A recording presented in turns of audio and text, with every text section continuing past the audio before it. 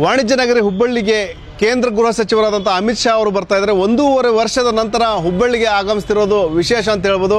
ಕಳೆದ ವಿಧಾನಸಭಾ ಚುನಾವಣೆ ಸಂದರ್ಭದಲ್ಲಿ ಅವರು ದೊಡ್ಡ ರೋಡ್ ಶೋ ಮಾಡಿದ್ರು. ಅದಾದ ನಂತರ ಇದೇ ಪ್ರಥಮ ಬಾರಿಗೆ ಹುಬ್ಬಳ್ಳಿಗೆ ಬರ್ತಾ ಇದ್ದಾರೆ. ಲೋಕಸಭಾ ಚುನಾವಣೆ ನಂತರ ಇದೇ ಪ್ರಥಮ ಬಾರಿಗೆ ಬರ್ತಾ ಇದ್ದಾರೆ. ಅದರಲ್ಲೂ ಮುಖ್ಯವಾಗಿ ಏನಂದರೆ ನೇಹಾ ಕೊಲೆ ಪ್ರಕರಣದ ನಂತರ ಇಲ್ಲೇನು ಹುಬ್ಬಳ್ಳಿಗೆ ಬರ್ತಾ ಇರೋದೊಂದು ವಿಶೇಷ ಅಂತಲೇ ಹೇಳ್ಬೋದು. ಇಲ್ಲಿ ಏನಂದರೆ 2 ಬಾರಿ ಮುಂದೂಡಲ್ಪಟ್ಟಿತ್ತು. ಅಂದರೆ ರೋಡ್ ಶೋ ಒಂದು ಸಾರಿ ಫಿಕ್ಸ್ ಆಗಿತ್ತು, ನಂತರ ಬಹಿರಂಗ ಸಮಾವೇಶ ಸಹ ಅಮಿತ್ ಶಾ ಅವರು ಫಿಕ್ಸ್ ಆಗಿತ್ತು.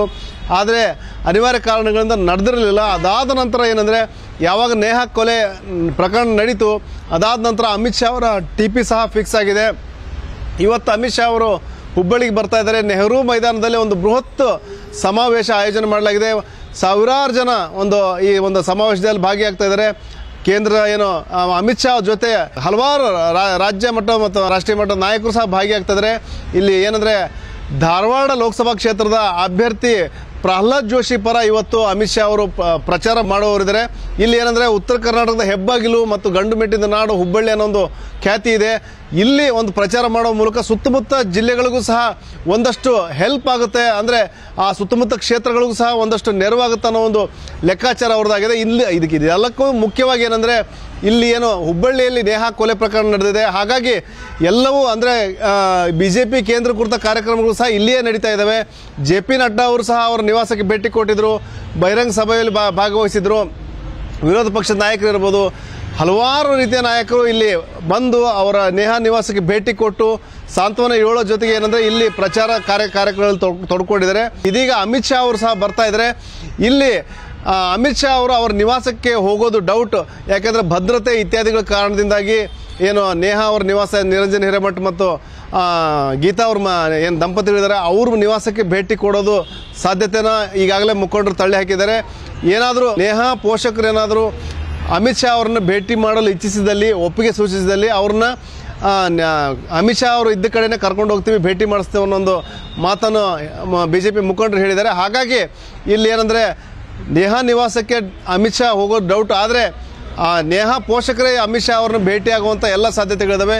ಮುಖ್ಯವಾಗಿ ಏನಂದರೆ ನೇಹಾ ಅವರು ತಂದೆ ಮತ್ತು ತಾಯಿ ಅವರ ಬೇಡಿಕೆ ಅಂದರೆ ನೇಹಾ ಕೊಲೆ ಪ್ರಕರಣನ CBI ತನಿಖೆಗೆ ವಹಿಸಬೇಕು ಅನ್ನೋ ಒಂದು ಡಿಮ್ಯಾಂಡ್ ಅವ್ರದ್ದಾಗಿದೆ. ಅದಕ್ಕೆ ಪೂರಕವಾದ ನಿಟ್ಟಿನಲ್ಲಿ ಏನಾದರೂ ಇವತ್ತು ಮನವಿ ಕೊಡುವಂಥ ಸಾಧ್ಯತೆಗಳಿದ್ದಾವೆ ಪೋಷಕರು. ಹಾಗಾಗಿ ಇಲ್ಲೇನು ಒಂದು ಕಡೆ ಬಹಿರಂಗ ಸಭೆ, ಮತ್ತೊಂದು ಕಡೆ ಏನಂದರೆ ನೇಹಾ ಪೋಷಕರ ಭೇಟಿ ಇತ್ಯಾದಿಗಳ ಕಾರಣದಿಂದಾಗಿ ಅಮಿತ್ ಶಾ ಅವರ ಹುಬ್ಬಳ್ಳಿ ಭೇಟಿ ಮಹತ್ವ ಪಡೆದುಕೊಂಡಿದೆ. ಈಗಾಗಲೇ ಅವರು ಹಾವೇರಿಯಲ್ಲೂ ಸಹ ಪ್ರಚಾರ ಮಾಡೋರಿದ್ದಾರೆ. ನಂತರ ಏನಂದರೆ ಇಲ್ಲಿ ಹುಬ್ಬಳ್ಳಿಯಲ್ಲಿ ಧಾರವಾಡ BJP ಅಭ್ಯರ್ಥಿ ಪರವಾಗಿ ಪ್ರಚಾರ ಮಾಡೋರಿದ್ದಾರೆ. ಮತ್ತು ಏನಂದರೆ ಈ ಭಾಗದಲ್ಲಿ ಒಂದಷ್ಟು BJP ಈಗಾಗಲೇ ಇದು ಮೊದಲಿಂದಲೂ ಸಹ ಧಾರವಾಡ ಲೋಕಸಭಾ ಕ್ಷೇತ್ರ BJP ಭದ್ರಕೋಟೆ.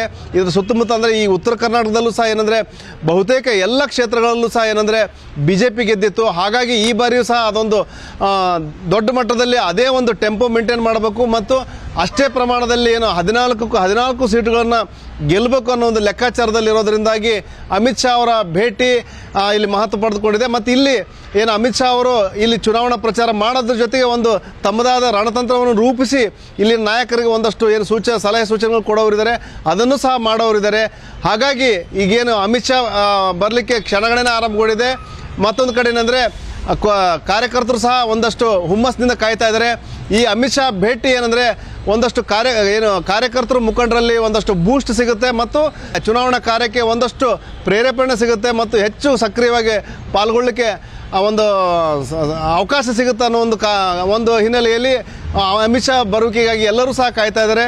ಹಾಗಾಗಿ ಅಮಿತ್ ಶಾ ಭೇಟಿಗೆ ಒಂದು ಮಹತ್ವ ಪಡೆದುಕೊಂಡಿದೆ ಮತ್ತು ಸಾಕಷ್ಟು ಅಮಿತ್ ಶಾ ಭೇಟಿಯಿಂದ ಈ ಭಾಗದಲ್ಲಿ ಸಾಕಷ್ಟು ಚುನಾವಣಾ ಫಲಿತಾಂಶದ ಮೇಲೆ ಪರಿಣಾಮದ ನಿರೀಕ್ಷೆಗಳನ್ನ BJP ಮುಖಂಡರು ಇಟ್ಕೊಂಡಿದ್ದಾರೆ. ಕ್ಯಾಮ್ರಾಮನ್ ರವಿ ಜೊತೆ ಶಿವರಾಮ ಸುಂಡಿ, ನ್ಯೂಸ್ 18 ಹುಬ್ಬಳ್ಳಿ.